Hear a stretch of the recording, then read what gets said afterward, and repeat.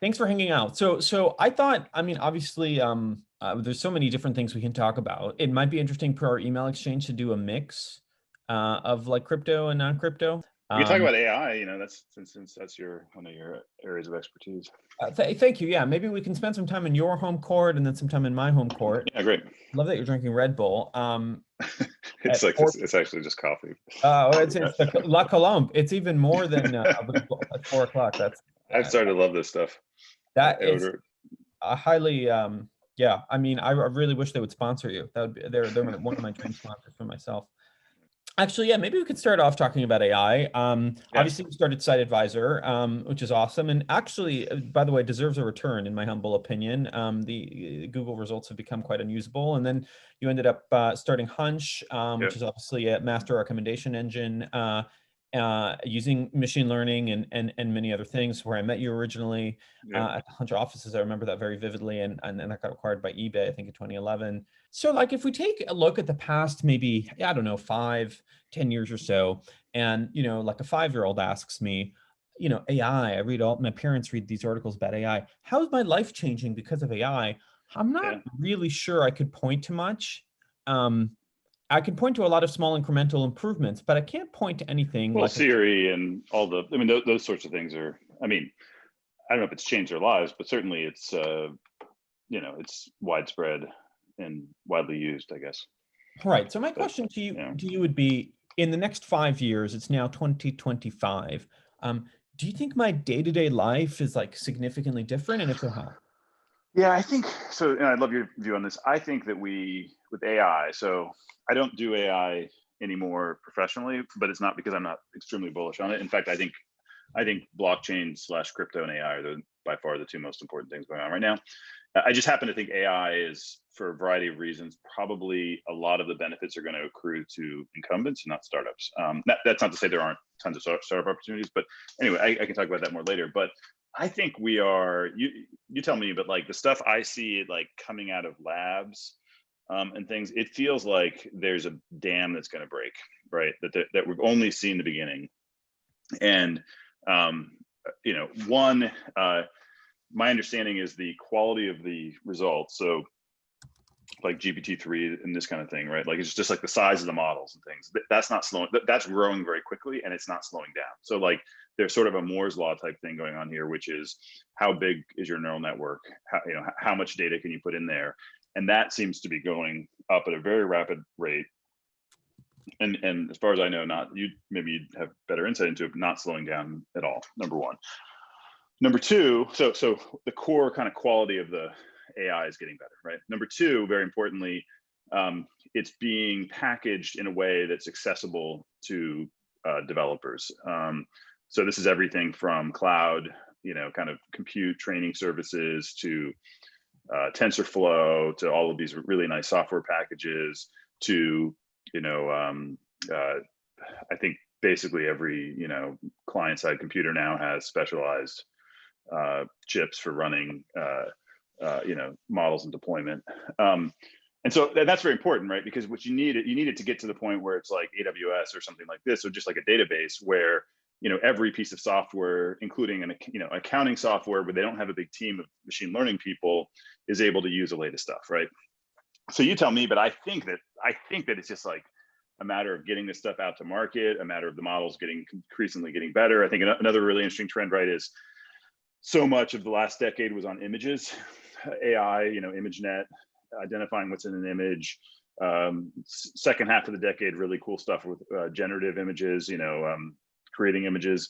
Now, a lot of the action's moving to text, which just, unlocks a whole wide range of new applications. So I think it's very likely that I guess a couple things. Like if you go back to the history of AI, it was just sort of fits and spurts, right? There were all these kind of AI summers and winters. I think we're now in the real thing. Like there's no more winters because of the things I was mentioning before in terms of the quality of the models and things like this, but also the economics behind it. Like there's now a business model for AI, right? Search and ads and there's all these other reasons why all this money will keep flowing in.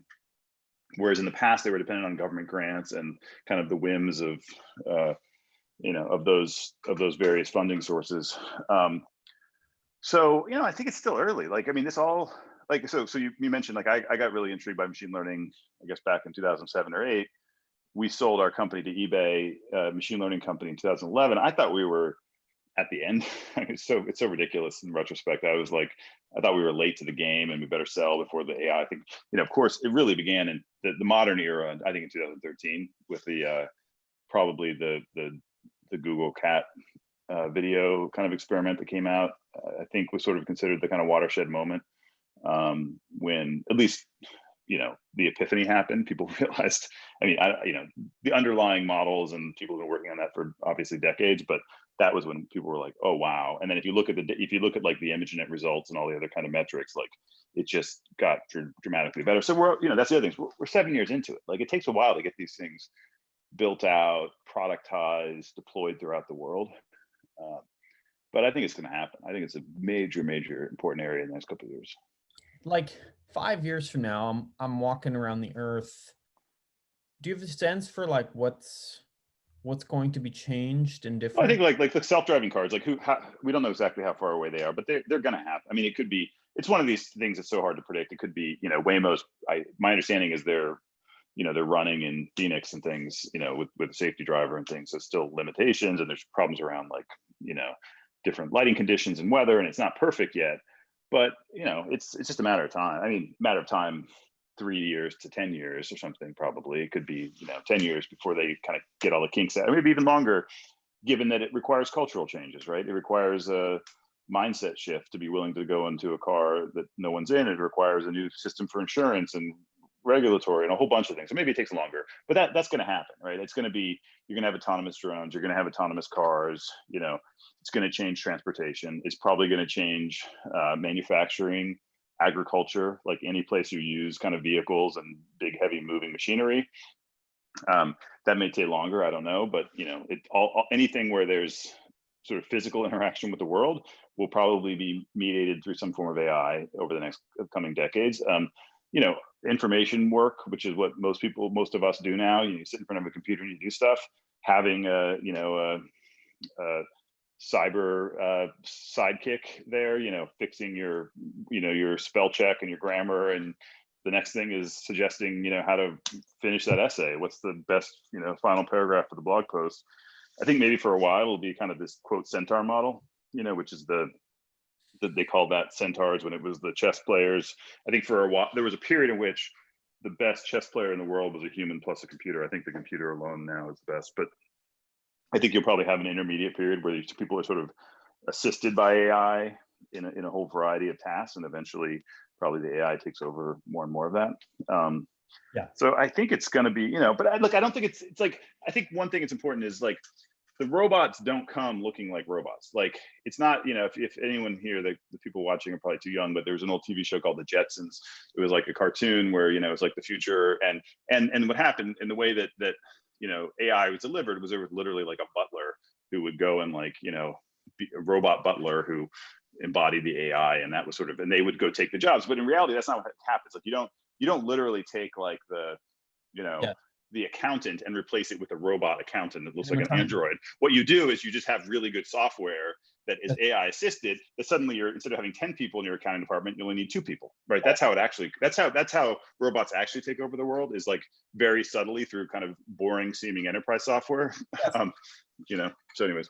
Although I do think in the Japanese version of the future, it is an animatronic robot. Those Honda animatronic, or what's that? Boston Robotics. Those scary. Very interesting that thing was just bought by Hyundai again. Was it? I didn't even follow it. That's yeah. It seems to be the tumbling pin of Silicon Valley from one company to the other. Okay, so that's kind of interesting. We're talking now a lot, I guess, about digital innovation. One interesting dichotomy I've been noticing is you kind of course, see a lot of the American AI laboratories, notably OpenAI and Google to some extent too, working on like the software stuff. And of course, the holy grail here that, everyone's, secretly excited about is code that can write code. Self-programming AI is kind of the penultimate goal. But what's interesting is if you look at the UK labs, it's quite different. DeepMind in particular is going very much after the material science world. And I was kind of curious if you had any views on, how like, synthetic biology, or how like the physical world might change as a result of AI as opposed to just the software world. Yeah, so I'm getting pretty far out of my area, but I will say, like, I have a colleague, BJ Pandey, who founded our bio fund. So we have a bio fund at Andreessen Horowitz, and the thesis behind our bio fund is, why, like, our firm is very much oriented around software, right? And traditionally, there was sort of a separation between software venture firms and bio investing, right? So they would do kind of molecule development and things like this, and we would do software. Our belief is that the two are kind of converging or intersecting much more, which is why we felt like we had the competency to sort of go and enter biology. And specifically, what Vijay would say is that because of software, machine learning, et cetera, we're now able to engineer biology instead of kind of going and doing, trial and error, and sort of a much more, if you think about how, for example, drugs are discovered. It was in the past a much more kind of physical trial and error process. And today you can actually go and, using software, do much more kind of engineering in a much more predictable way.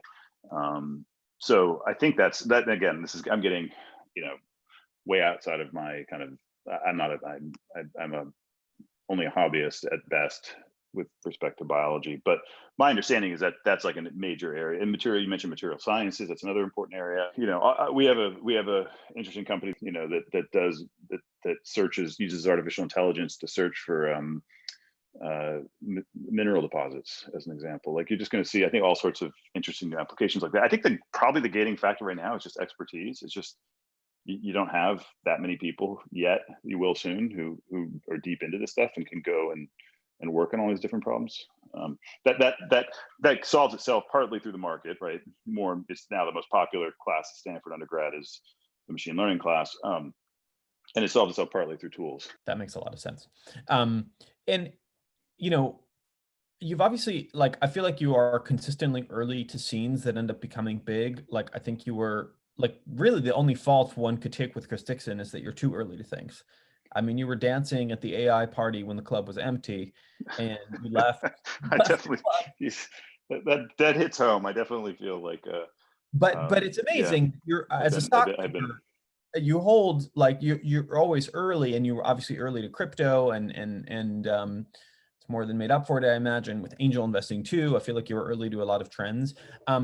What's the, like, how does one become early to things? How should I be, adjust? How should I be living in the future? Yeah, I mean, so it's actually, I think, a fairly straightforward. I wrote a blog post I called, I think it was what the smartest people do on the weekends, everyone else will be doing at work in 10 years or something like this. And so like, it wasn't like I got into machine learning. It wasn't like there weren't people into it. There were a lot of really smart people into it, but it was kind of a cult. And I find that's a really common pattern. So what are the cults right now? Yeah.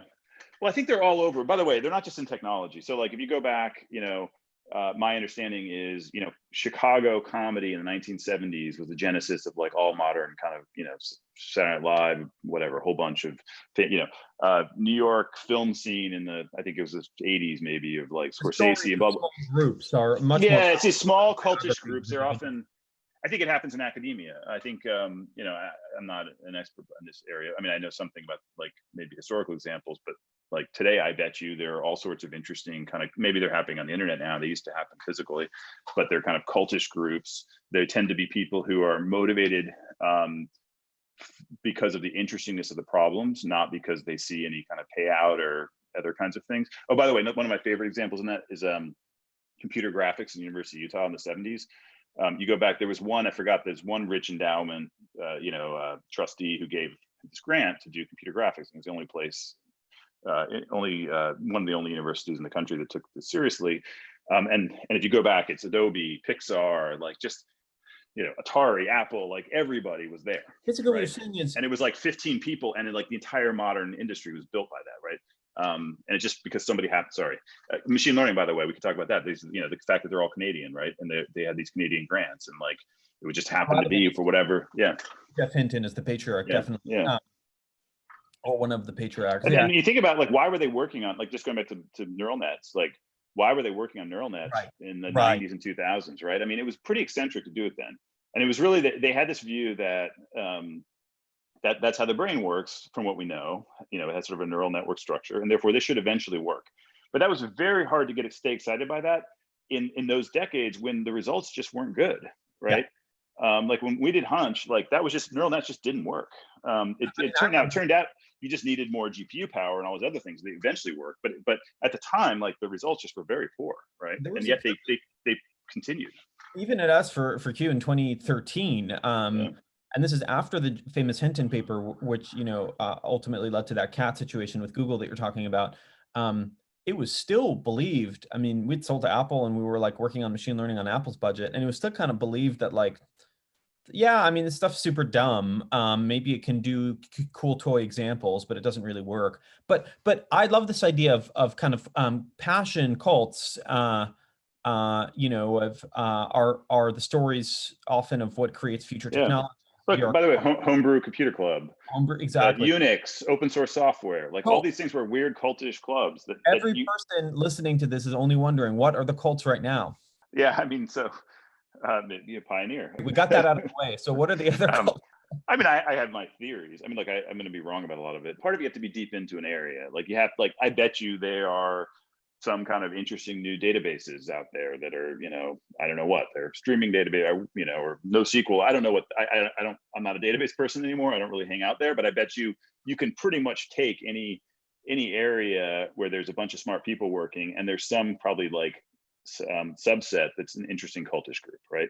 I can speak a lot about the areas the cults I hang out in, which is, crypto, probably things, there's a lot of very interesting stuff happening around video games today as an example, but I think you could imagine a lot of those things. I think the video game industry probably, even though it's $150 billion and, people I think are starting to grok it, I think it's probably still being significantly underestimated in terms of how profound. I think it's by far the most important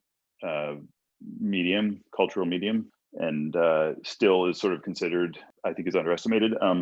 What else? I don't know. Like, I mean, name an area we can talk about. I think the characteristic. I think, look, I don't have all the answers here, but I think the characteristics are a bunch of smart people motivated by interestingness as opposed to near-term profit, because usually these things are just too far off to see that, right? And they tend to have this characteristic that the deeper you go into, I think crypto is very much like this.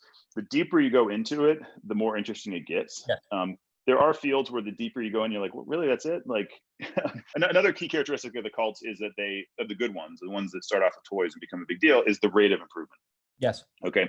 So this is kind of Clay Christensen's core insight, I think, in Innovator's Dilemma, is there sort of his core thing is this chart where it's kind of, human needs stays relatively flat. Like my need for, how good of a payment processor do I want as a human or something like that. That demand stays relatively not constant, but it goes up at a certain rate. And then the technology goes up at a much faster rate. Right? Those are the disruptive technologies. And so it's this simple observation that these two lines that look far apart now and make people think it's a toy,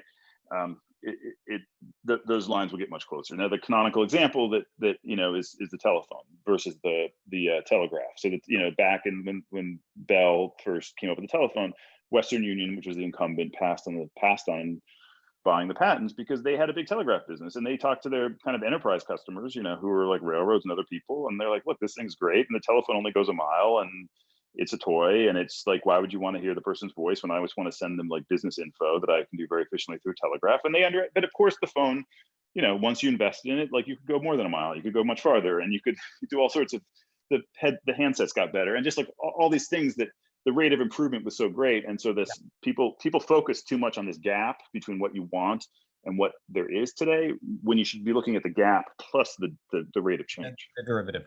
Yeah. You mentioned earlier something very interesting, which is people that are very focused on it, for the interestingness of it, for the purity. Often they don't really know why they're focused on it, but they are. How do you think about that with crypto? Because it does feel like with crypto, there's also a very big commercial thing going on, because the innovation is money innovation. Yeah. Does that distort? How do you see through all the fake scenes into the real ones? Yeah. Can I just say one last point on the other? So I wrote this to this point, I wrote an essay a few years ago that ended up being published in the Atlantic, and it was about the history of computing and how it related to logic. And actually, that essay was meant to be on this topic. The title got changed and things, but originally it was going to be called.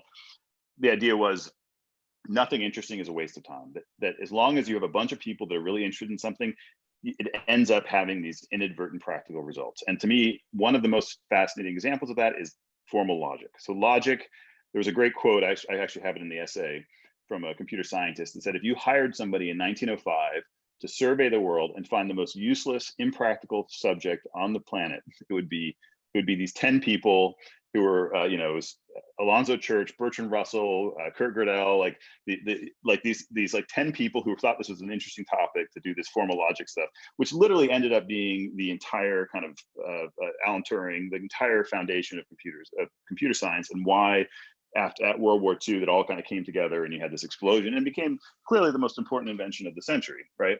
And it came from literally like one of the like any smart group of people would have said it's the dumbest, biggest, most abstract waste of time, right? And so I tried to kind of trace out the genealogy of those ideas in that essay. If people are interested, it's on my blog, cdixon.org. Anyway. So I think you could actually go farther on this concept. And it's not just a technology concept. I think if you go and you do the kind of genealogy of ideas throughout history, I can only know a few subject matters like logic and things in philosophy and computer science and things. But I think in general, this is a pattern. I think it's a pattern throughout anything. Because look, I mean, I think of it this way, like it's about time horizons, right? Most things in the world operate on a 2 to 3 year time horizon. Like business operates on a short time horizon, right? Public companies operate on quarters. If they have a really visionary CEO, they can operate on a 3-year cycle. Like there's very few institutions in the world that can operate on 10, 20-year cycles, right? And one of those is sometimes like government research, things like universities, and another is hobbyists and hackers, right? The stuff they do on the weekend is because they don't have a time. They can actually do a 10-year time horizon, right? They're playing with. Anyway, so that's I feel very strongly about that thesis, and it's frankly the only kind of thing I think, like the only for me the only kind of the big pattern to look at the world through that lens, I guess. But before we move on maybe to the crypto thing, yeah. Actually on that point, one issue I think with people looking at things that have a very long time horizon is it's not really clear what metric they should be optimizing. You say, for example, I wanted to build space elevators, which actually is it's very achievable to do. It does require, 10-year decade level thinking. Like, how does one even think about kind of raising capital for that and proving that they're making progress when at the end of the day, say if you're working on this, you're working on, I don't know, nanobots, again, very achievable. Feynman laid out a path 60 years ago.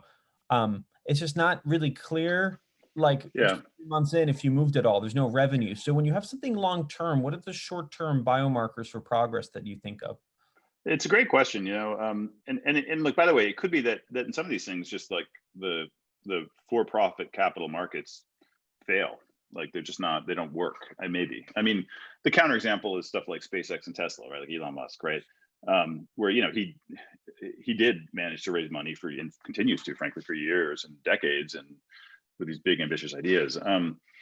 I think, and by the way, a lot of the stuff I was talking about before, like the crypto and software, like those things aren't that capital intensive. So you can have people just sort of do it on the weekend. So you could argue there's sort of this other category, which is really long-term stuff that is capital intensive, like space elevators, that's not properly funded today. And some people argue that that's where government should come in, or universities and others. And I do think I am kind of sympathetic to that view that, look, I think generally people overstate the short-termism of venture capital. It's actually a very patient asset class in my experience. Totally. But here's the interesting thing about Airbnb. They can go and they can point to a bank account that's like growing. Yeah. And what I wonder is if I come to you and I say, that's right. I'm teaching you 16Z on nanobots, and here's my Google Doc. I've researched it 25 ways to Tuesday. It's tough, right? I think you have to do it more like project financing. So like the way that people build, they build oil wells and things. So what they do is they have they have a very advanced and sophisticated kind of methodology for assessing the various sort of technical and operational milestones, right? And so like, and so sort of basically it's tranche. So you do some big, I think big companies are pretty good at this, with like, the PlayStation 5. I don't know how much that costs, but I'm sure it's billions.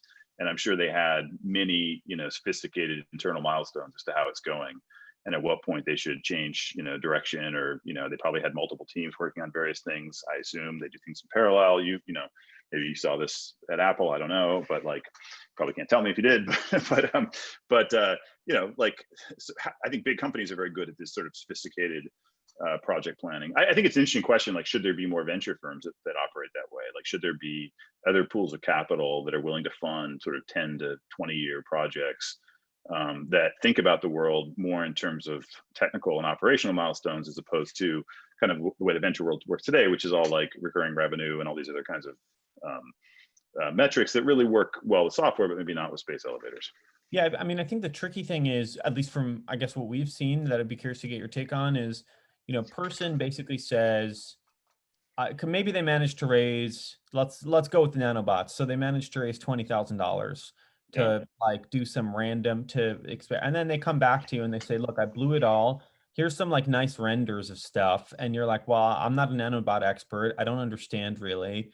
And then they say, well, I now need $5 million to go to the next step. And I don't think there's a normal venture firm in Silicon Valley that would fund that right now. The counter argument, like Luminar, Luminar is a LiDAR company, right? They just went public through a SPAC, and I think have raised hundreds of millions of dollars.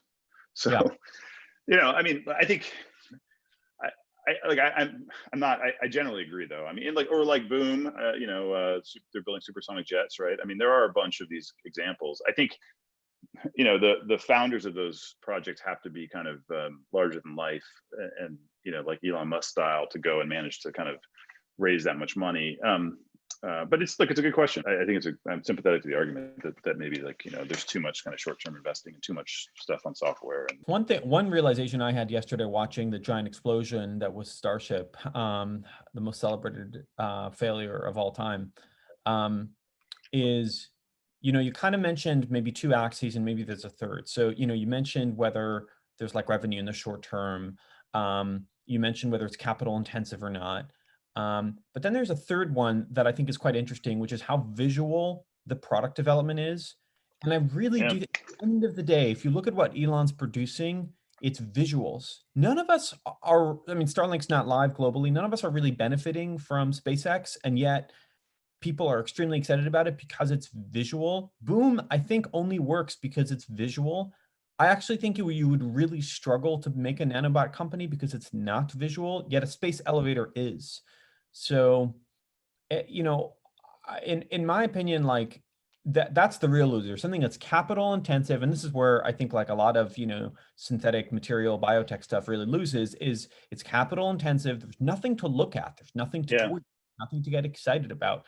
And there's no short-term, progress. I think this is the, like, it's somebody like sometimes call it the World's Fair model, like this Tesla coils and, right, space rockets and Martian colonies and like, and so people kind of, I think people, if you go back and read like the Founders Fund manifesto, we asked for flying cars when we got Twitter, like all the things they kind of talk about are these World's Fair things, like Tony Stark, like, right, it's like rocket ships, and they don't talk about like nanobots and vaccines and I don't know, things that, like you said, there is a bias towards the sort of the spectacle, right? And so then the question is sort of the things that don't create the spectacle, that are capital intensive. How do you fund those? Yeah, I mean, or even things that create the spectacle. I've been pretty disappointed just in terms of man's ability to manipulate nature and just like command energy. I mean, we're not a Kardashev, I think, type 1 civilization yet. And it seems like what I really wonder is 50 years from now, 100 years from now, will we kind of look back on this era and be like, well, we were really good with atoms. We were doing nuclear, reactors and space. And then we took a detour through all this like iPhone stuff. Imagine an alien civilization for a moment that is still using radio transistors, but can like fly, wherever they want to, WX or WS, AD, and they just can command nature to do whatever they want. Every Yeah. person has terawatts of energy available at their disposal. I wonder if they're living a better life, you Have you ever know? seen Back to the Future 2? So it's Yeah, the one where he goes to the future. And I think what's striking about that movie now, it takes place like 2018 or something. So now, what's striking about it, it was made, I don't know what, 30 years ago or something. What's striking about it is they have flying cars, they have, he's got a hover skateboard, and they have no smartphones. Like yeah. they just completely missed, right? And by the way, I was at the dentist recently, and they had Friends on, the TV show, which I hadn't seen in decades or whatever. And it was striking. I think it's from the 90s, right? It's striking is it looks exactly like today. Yeah. Like the world has not changed, right? Except for one giant thing, which is smartphones, and like all the plot devices revolve around like the two people not communicating in a way that would never happen today because they would just text each other. But it's just striking how in 20 years, to your point, like all these predictions were, this futuristic world, Blade Runner, Back to the Future 2, flying cars, Suggestions, yeah. and all this innovation along the physical axis, right? And we had none of it. Nothing's changed. Like literally, like I think you could put like with the exception of a few buildings or something, like you could, We've it's slowed down. the modern world is indistinguishable, right? I mean, Peter Thiel talks about this is not a, Yeah, this the is room a hasn't common, changed. but it is striking. It is, and just how good the phones are and the software. Like it's just, we've had an incredible run on that. Like it would be mind blowing to somebody in the 90s to say that we have this, we have the supercomputer, internet connected supercomputer, all of the world's knowledge.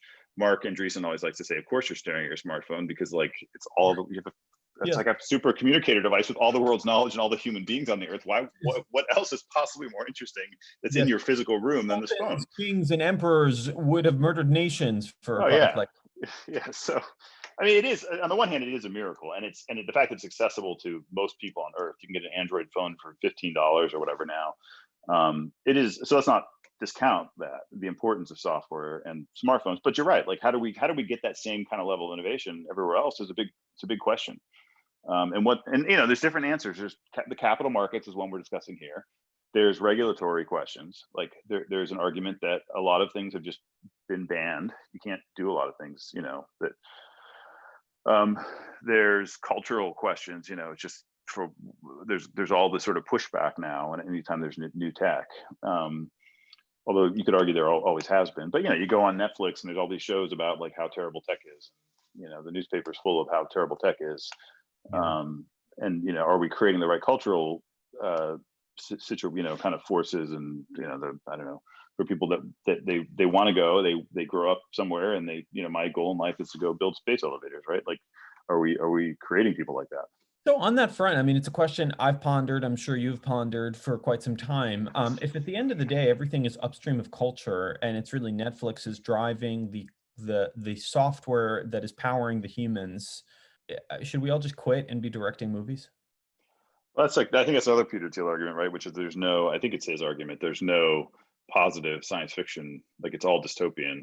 And I think you could argue maybe that's just because it's a better story. Like no one wants to watch a story of like everything's great. We just sit around, it's all great.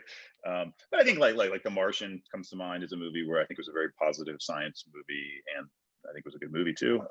So it is possible to have kind of pro science, and it is a question. I mean, it's just, on the other hand, if you go read a lot of the history of the early airplanes and cars, there was a lot of resistance back then too. There's always been a lot of resistance to change. So maybe that's just part of the process. And it does seem like a fundamental human condition that it is easier to worry than it is to dream. I think it's just maybe metabolically cheaper, and so it's easier to just pontificate about how Facebook is bad for you as opposed to think about how it's good. Yeah.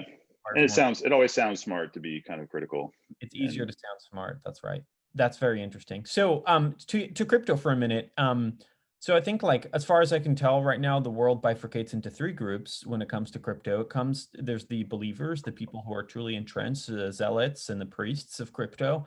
The other extreme, many of these people are of course the gateholders of capital of the world. There are the permanent non-believers. And then I think in the middle sits most of the plan, which is I don't really understand it. I read about it occasionally, and maybe I dabble in trading it, but I don't know how to think about it. So I guess for that group, and I'm in that group, my question that I wonder a lot is like, if like say a decade from now, we look back and there's like one Wikipedia article on the big moment where like crypto became part of everyday life, what do you think that Wikipedia article reads? Yeah. Well, okay, so can I get to that in a little bit of a roundabout way, which is I'll present my view of what, blockchain slash crypto. We kind of call it both things. Crypto is, what most people in the business call it. However, it has this sort of unfortunate ambiguity with cryptography. So, but so what is a blockchain, right? So a blockchain, one way to look at a blockchain is a new type of computer. It's a computer, so something like Ethereum. So Ethereum is a computer in the strict sense of what a computer is. It has a way to store information and a way to operate, to sort of process that information, right? You can write code for the Ethereum computer. You can deploy it on the computer. That code can do things. It can store information. It can process information, and it can interact with other code out there in the same way you can on a mobile device or on a Macintosh or whatever. It's a computer. But then you ask, well, why? What's special about this computer, right? Well, what's special about a blockchain computer is, so with the typical computer, there's the hardware and the software, and the person who controls the hardware. If I'm running code on Google's computer, Google ultimately controls the software. They can pull the plug, they can change the rules. If Google came up with a system like Bitcoin and said, I'm going to have a Google coin, and there's only going to be 21 million Google coins, would you believe that to be the case? You would know that in the end, whoever controlled that computer could change those rules, right? And we've seen that through the history of internet services. Facebook and Twitter and all sorts of things have changed the rules. What's different with the blockchain is they invert that power relationship. So the software is in charge. And so the way this is architected, and because in the case of Ethereum, is you've got anyone can run a node on Ethereum. It can be what's called a validator, or miners in the case of Bitcoin. But those people are running code where there's a virtual computer on top. And even if those people who are running the code decide to change the rules, they can't change the rules because of the way that the system is architected, so that the kind of the virtual computer that sits on top is resilient to any of the underlying hardware providers changing their incentives or becoming evil or et cetera, right? That was sort of the core insight with Bitcoin. So Bitcoin came out 11 years ago. It was a specific blockchain computer with a specific application, which is it's sort of digital gold. And I'm sure people here have heard about Bitcoin. I won't go on about it. But then what happened after that is, particularly in 2015 with Ethereum, is people generalized that idea. They said, okay, Bitcoin is a new type of computer that runs a specific application. What if we generalize that and abstract it to just a new type of computer? People can build new applications on top of it, right? So, so I very much view it. I say all this because I don't think this is normally how people think about this. I think it's important, which is to kind of locate blockchains in the history of computing. And so that, the history of computing, every 10 to 15 years, you have a major new computing cycle. You had the mainframe computers in the 60s and 70s. You had 60s PCs in the late 70s, early 80s, internet in the 90s, mobile phones last decade. Now you've got a whole series of interesting things happen. We talked earlier about machine learning, and I think blockchain computers are one of the profound things that are happening. And why they're profound is they have new properties that other computers don't have. And specifically, you can create internet services that can make strong commitments to their users or to the network, right? So they can make it, for example, one type of commitment they can make is a commitment around digital money. So like the commitment that Bitcoin makes is there'll only ever be 21 million Bitcoins. If you own a Bitcoin and you have the private key, it's your Bitcoin. No one can take it away. You can't double spend a Bitcoin. It makes a variety of commitments that in turn give that currency at least potential value, right? Ethereum is a much more general system where you can write arbitrary code that can make commitments, right? So I can write code. I could write a social network, and that social network can make a commitment that if you're a developer and you build on top of it, that the rules will never change. I could build a marketplace and say this will be the take rate. I will take 2% of all the fees, and that will never change throughout the history, right? One of the very interesting things happening right now in crypto is what are called DAOs, digital autonomous organizations, which is sort of a clumsy word for a new type of organization that exists only on a blockchain. So, for example, we're involved in a project called Uniswap, which is I won't go into all the details of what the product does, but I think one of the really interesting features of Uniswap is it's owned by the users. And in fact, they recently, when they launched a token, they retroactively airdrop that token to all the users. So it'd be sort of like if Airbnb back in 2015, after being out for a few years, took 15% of their ownership and gave it to the Airbnb host, right? That just happened with you. But this is a reality that's happening today. There's all these new digital services that are literally they're both controlled by, and ultimately the economic beneficiaries are the users, and they have that control and those economics through holding these tokens, right? Which control the system. They literally control the system. Like Uniswap is literally this autonomous code. The people that originally created have no control over it at all. Like it's a very new concept. The code just runs autonomously, and it's controlled only by the token holders voting on changes to the system, right? So that's a new way to build an organization, and it's a way to build an organization that's global from day one, that's digital from day one, that's owned and operated by the users. I think it's a very profound kind of new way. Another very interesting feature of those organizations is they use the token, kind of the ownership of the system, as a way to incentivize users. So this started by this other crypto thing called Compound, which is a lending platform. It's another thing we're involved with, an investor in. What it does is whenever you use, imagine a Facebook or an Uber, where every time you use it, you get tokens, which then in turn give you some ownership over that network, right? And so it's actually owned by the user. So I think 10 years from now, I think we're actually getting close to being able to build these. And I think 10 years from now, we'll have large networks built on the internet, including social networks, marketplaces, et cetera, that are truly owned and operated by their user base. Right? Our founding fathers of the United States of America, very much didn't really agree with this approach, just in terms of governance, and very much were focused on finding a system where there were an appointed smaller group of people that were governing the nation, as opposed to an actual complete virtual democracy. Do you think those people were wrong? I don't want to get into politics, and I don't know about our. No, but I'm joking with the Fox News question. But you kind of get my point. Like, would you actually want everything to be controlled by? Well, okay.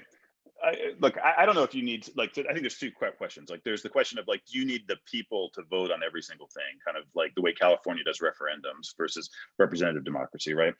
That's question one. The second question is, like, let's just take core decisions, like what should the rules be under which people are deplatformed? They're removed from a network. Okay. Do you want that decided by an opaque product management group that you don't know who they are at one of these large companies? Or should they be, whether directly or indirectly, to your point, controlled by the user base? Like, there's some process by which, and by the way, this is not that new of an idea. This is how the web works and how email works, right? There's no product organization in charge who can decide that, oh, this email, you can't send that email, right? This is how the whole first year of the web worked, and I would argue why we had such a great period of innovation and entrepreneurship and everything else. And then we moved to this other model, which had other benefits, architectural benefits, I think, because you could just you could just make applications that were more advanced, because the web one kind of thing petered out at some point. SMTP and DNS and HTTP could only go so far. I think RSS is a whole long discussion we could have. Like, RSS and specifically was kind of the open version of social that failed to get traction. And I think it's because it was although now it's having a total second coming with yeah, and it could be. And I think one of the things that's really missing, though, is and the blockchains finally give it, is state, the ability to store things. Like, you could never store, you never had a namespace with RSS, or, you could use DNS, but it was clumsy. And one of the reasons people flock to places like Twitter and Facebook is you go to Twitter and you can say, I'm C. Dixon and I'm going to follow these people. And you had a way to store that information was stored in a database managed by Twitter. RSS could never kind of keep up with that. Blockchains allow you to have, I think feature parity with proprietary networks, while also keeping the Web 1 properties of being open. One curious thing, that's very interesting. By the way, one interesting point I took from what you were saying is you could kind of construe, actually, that in the current paradigm, we do have a very distorted kind of total democracy, in the sense where the most vocal people, and indeed the most vocal users, win, even if they don't govern the platform. Really, all it takes is 20, 30 people who are super vocal and work at the New York Times to deplatform someone. Whereas in a world where people could silently vote, maybe anonymously if the network supported it, you would actually get a much more accurate representation.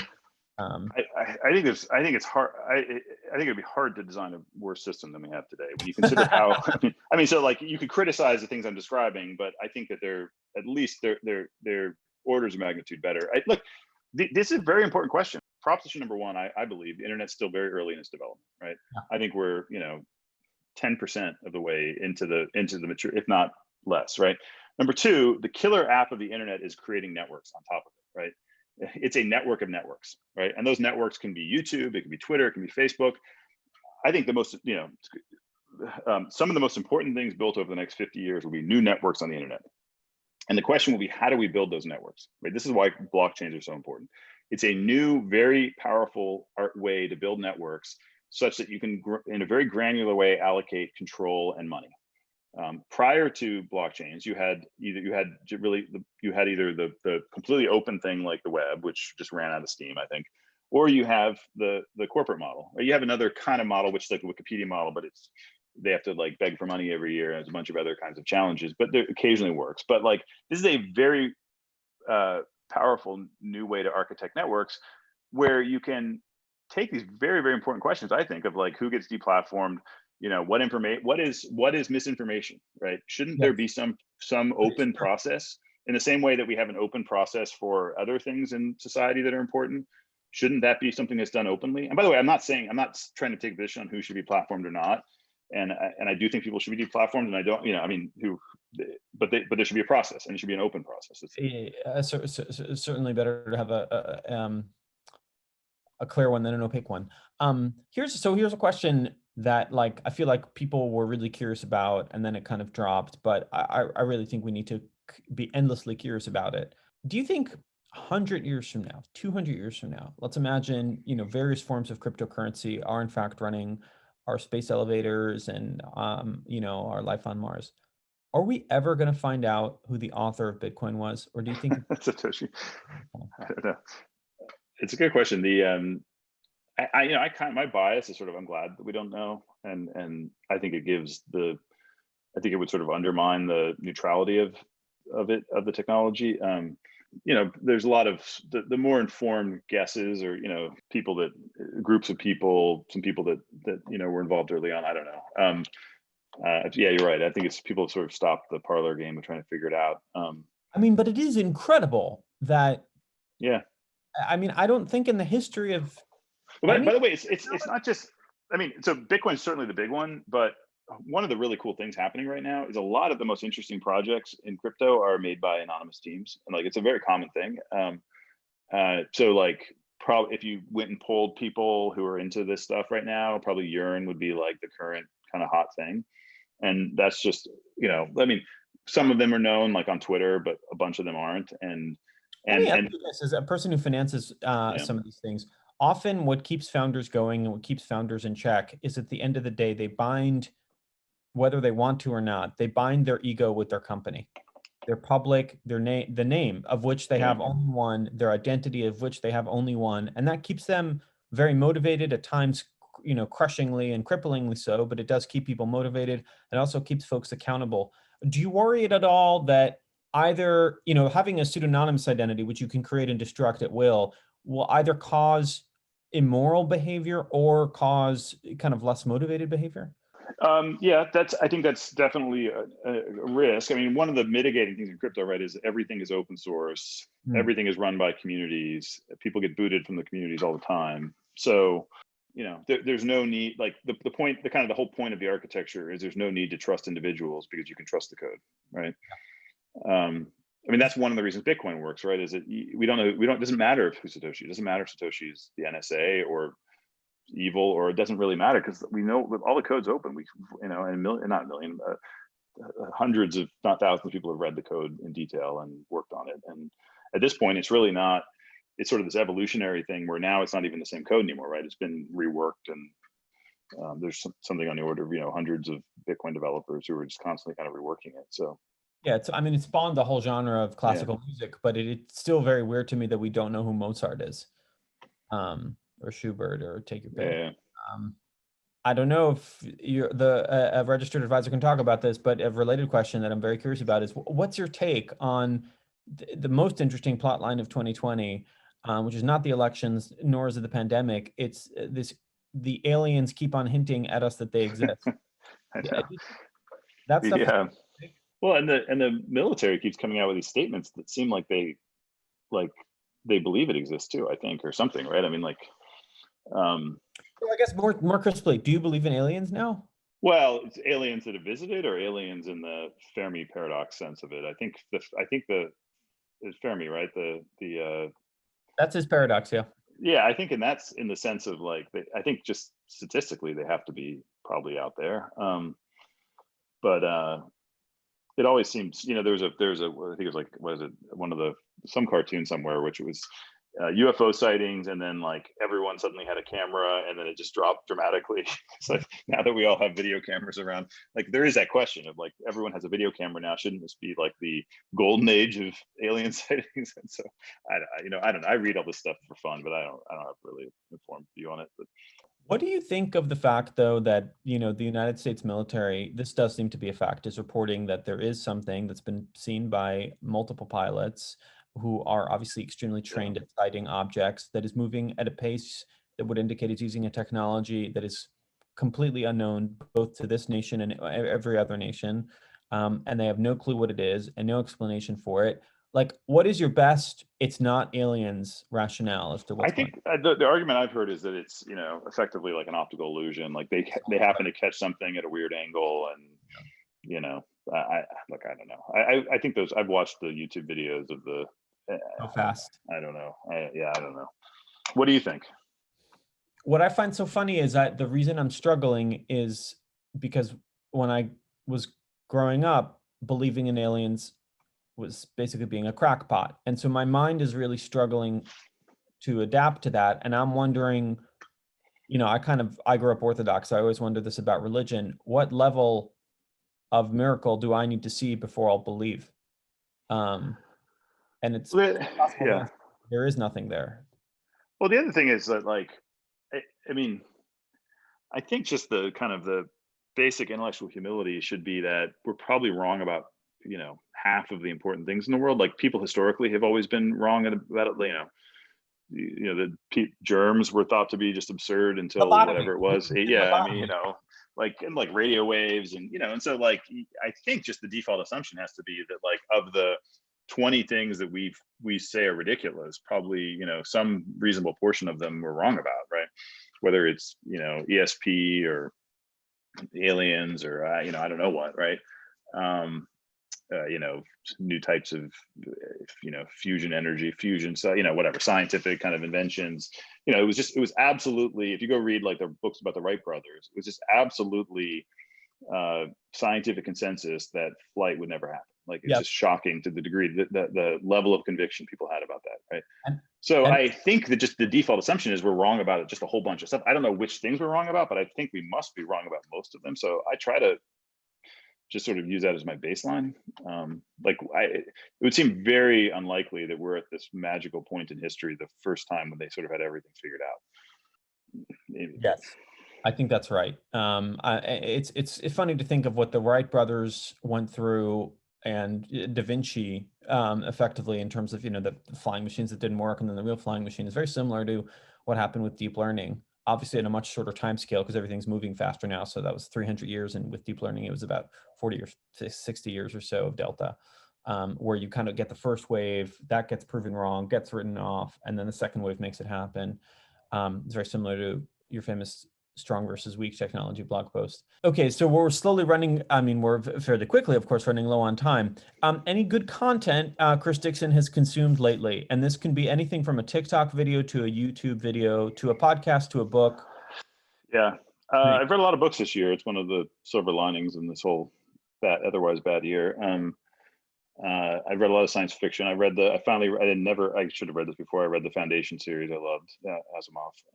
I've lately been reading historical fiction. I'm reading Ken Follett has a new one. Have yeah, you read? you saw my Ken Follett No, collection. What I else? should. Yeah. Yeah, have you ever read Alfred Bester? This was great. The Star Is Oh, My Destination. I should check that out.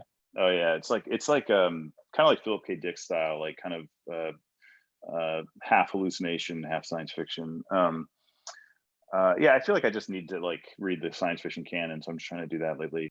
I don't know. I feel like so I guess I'll just tell you my framework, which is I kind of try to apply kind of the keto diet mindset to media consumption. So I find that I believe you can't change your reaction to media, but you can change kind of the meta, what you do, how you spend your time. And my mental framework is books. Books are like is protein, and social media. I just got through talking about how everyone's so negative about technology, and I'll just be negative now. But social media, like I love social media, et cetera, blah blah blah, all the good things. But I do find that like too many hours a day is not good. So I think of that as sort of the sugar, and I have all these sort of rules around it where I only like can check Twitter from the desktop at various times of the day, and you have to read books instead. I do think that just changes your. I don't read. I read almost no news. I deliberate. That's very deliberate. I have a rule about primary sources. I read news, but I don't like secondary sources. I like only primary sources, and I try to be really disciplined about that. So if there's some news article about whatever, some thing, I try to go and find the data or read the original. If it's about a study, I'll go read the PDF or whatever, right? It's probably a right thing for the world to reward the original source with your eyeballs. I just find it's too like, it's just, I don't know.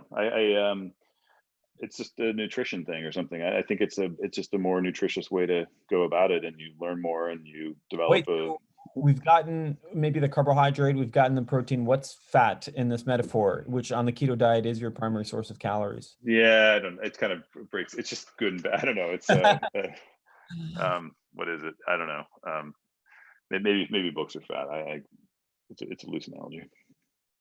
Yeah, I would want books as fat because fat actually satiates very slowly, and books are kind of a slow thing. Maybe protein would be maybe email, something productive. Another thing I really like doing now is YouTube videos with academics and authors. Yes. And I find that's really nice because when they're interviewed, for example, like they're on a book tour or something, or they're just being interviewed by somebody who's not an expert in the field, they're forced to get out of the jargon and speak, kind of, one is just sort of summarize things in a digestible way that people with busy schedules can like follow, but two, I think it sort of forces them to not be kind of in the insider speak.